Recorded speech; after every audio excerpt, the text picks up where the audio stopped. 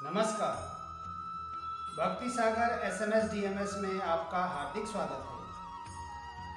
आज हम आपको माँ लक्ष्मी के उस मंत्र व वास्तु के अनुसार ब्रह्म स्थान कैसा होना चाहिए व बुरी नज़रों से बचने के उपाय के बारे में जानकारी देने जा रहे हैं। शास्त्रों में कुछ ऐसे मंत्रों का जिक्र किया है जिस मंत्र के जाप से इंसान को हर जंजाल से आज़ादी मिल जाती है, साथ ही जीवन में सुख शांति और समृद्धि प्राप्त होती है। इसलिए सभी व्यक्ति को इस मंत्र का जाप करना चाहिए। धनवान बनने के लिए विष्णु लक्ष्मी मंत्र का जाप करें। ओम ह्रीं ह्रीं श्री लक्ष्मी वासुदेवाय नमः। अगर आप अपने जीवन में धनवान बनना चाहते हैं तो आपको प्रतिदिन इस मंत्र का जाप करना चाहिए। इससे आपको हर कार्य में तरक्की मिलेगी और कभी भी धन की कमी नहीं होगी। ओम श्री ह्रीं क्लीं श्री सिद्ध लक्ष्मी नमः। शास्त्रों के मुताबिक जीवन में हर जंजाल से छुटकारा पाने के लिए इस मंत्र का प्रतिदिन जाप करें। इससे आपकी सारी परेशानियां दूर हो जाएंगी। ओम श्रीं श्रीये नमः। अगर आप जीवन में लक्ष्मी कृपा प्राप्त करना चाहते हैं तो आप इस मंत्र का जाप करें। इससे आपके जीवन पर लक्ष्मी कृपा बनी रहेगी। बढ़ते हैं अगली जानकारी की तरफ। वास्तुशास्त्र में किसी भी भवन के ब्रह्म स्थान का बहुत महत्व होता है, जिससे जुड़े नियम को हमेशा किसी भी भवन को बनाते समय विशेष ख्याल रखना चाहिए, क्योंकि इसका संबंध आपकी तरक्की और खुशियों से होता है। मौजूदा समय में आजकल अक्सर इस ब्रह्म स्थान की अक्सर लोग अनदेखी कर देते हैं। फ्लैट कल्चर में तो इसका नितांत अभाव देखा जाता है। वहीं घर में खुले आंगन की परंपरा भी अब लगभग खत्म सी होती जा रही है। वास्तुशास्त्र के अनुसार किसी भी भवन या घर के मध्य भाग को ब्रह्म स्थान माना जाता है। ब्रह्मस्थल या फिर कहें भवन के आंगन के देवता स्वयं ब्रह्मा जी हैं।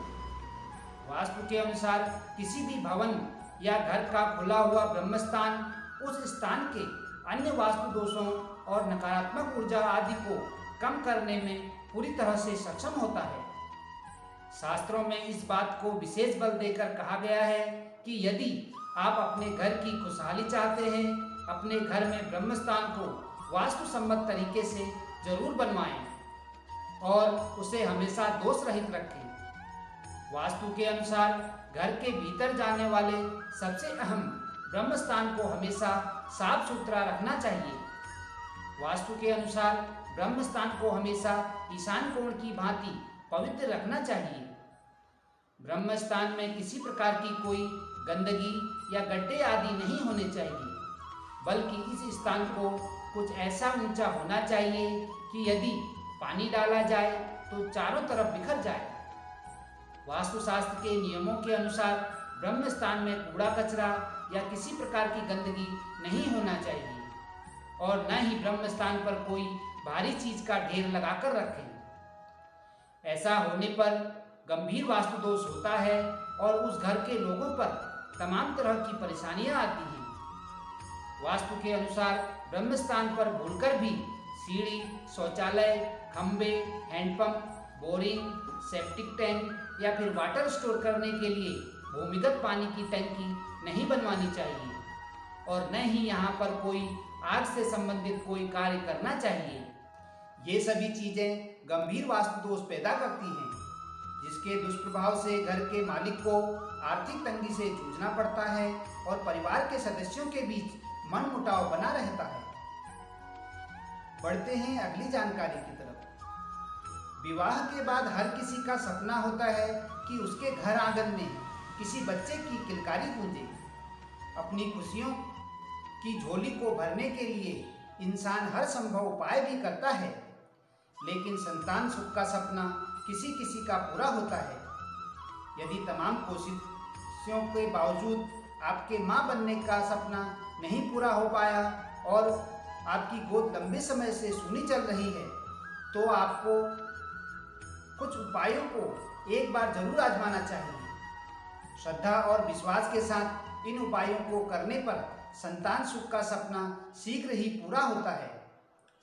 पति पत्नी में से यदि कोई एक भी पूरी श्रद्धा और भाव के साथ भगवान श्री कृष्ण के बाल स्वरूप का चित्र अपने बेडरूम में लगाकर प्रतिदिन देवकी सुत गोविंद वासुदेव जगतपते देहि में तनयम कृष्ण त्वमाहम शरणागतम मंत्र का 108 बार जाप पूरे 1 साल तक करता है तो उसकी संतान प्राप्ति की मनोकामना अवश्य ही पूरी होती है।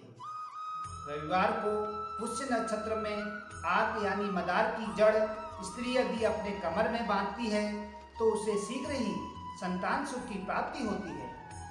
श्रवण नक्षत्र में काले अरण्य की जड़ को प्राप्त करके कमर में धारण करने वाली स्त्री को संतान सुख की शीघ्र ही प्राप्ति होती है।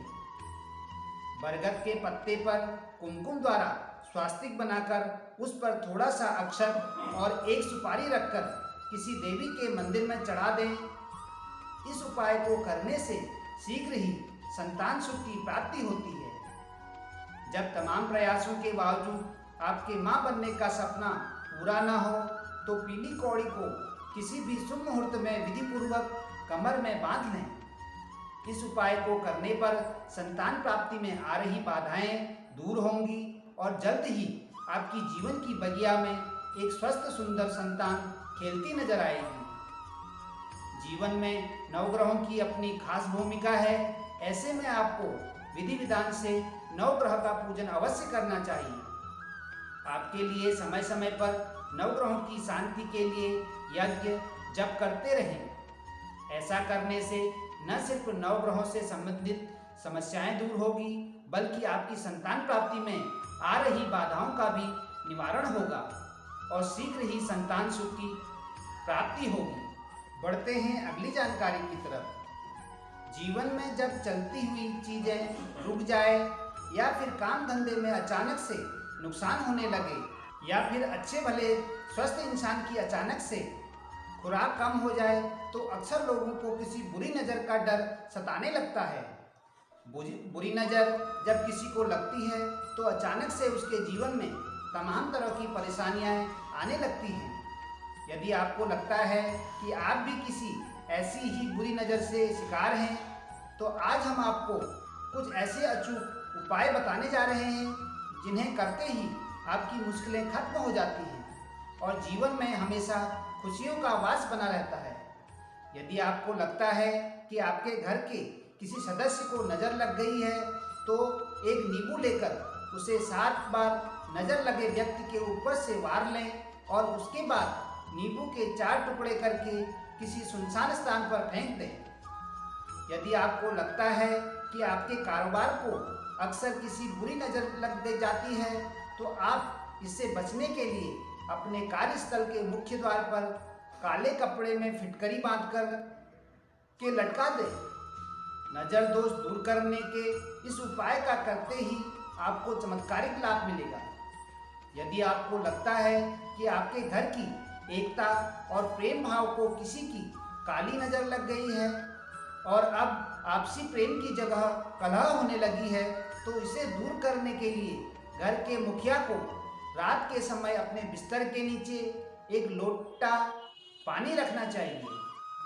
इसके बाद सुबह स्नान ध्यान के बाद उस लोटे के जल को अपने गुरु या फिर अपने इष्ट देव का मंत्र जपते हुए किसी पीपल के पेड़ की जड़ में डाल देना चाहिए।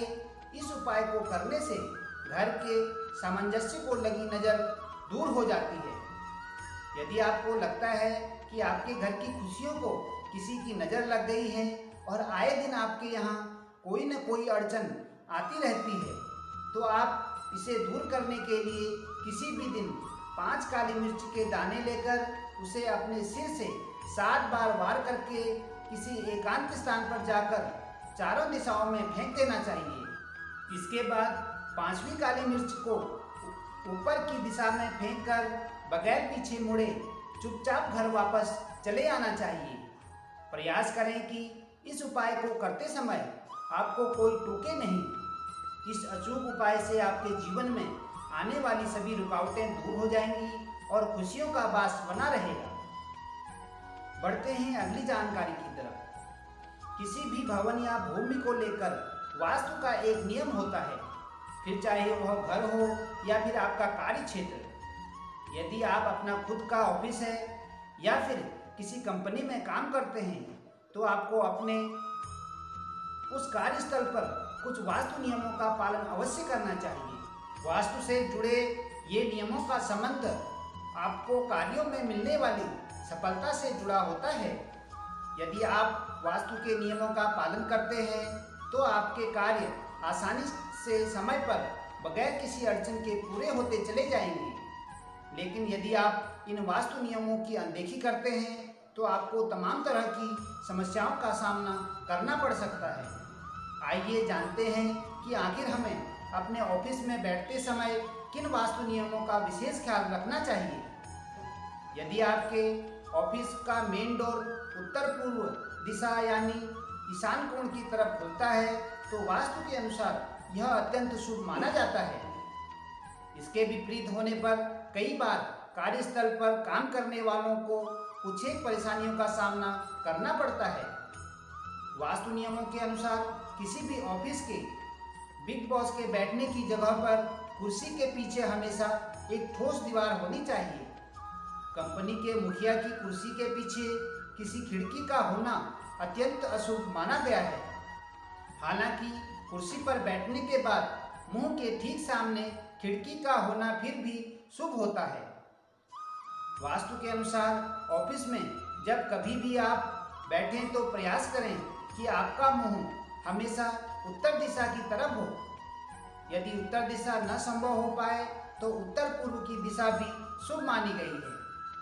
अपने कार्य क्षेत्र में यदि आपको अपना कंप्यूटर या कोई इलेक्ट्रॉनिक सामान रखना हो तो उसे हमेशा आग्नेय कोण में ही लगाना चाहिए।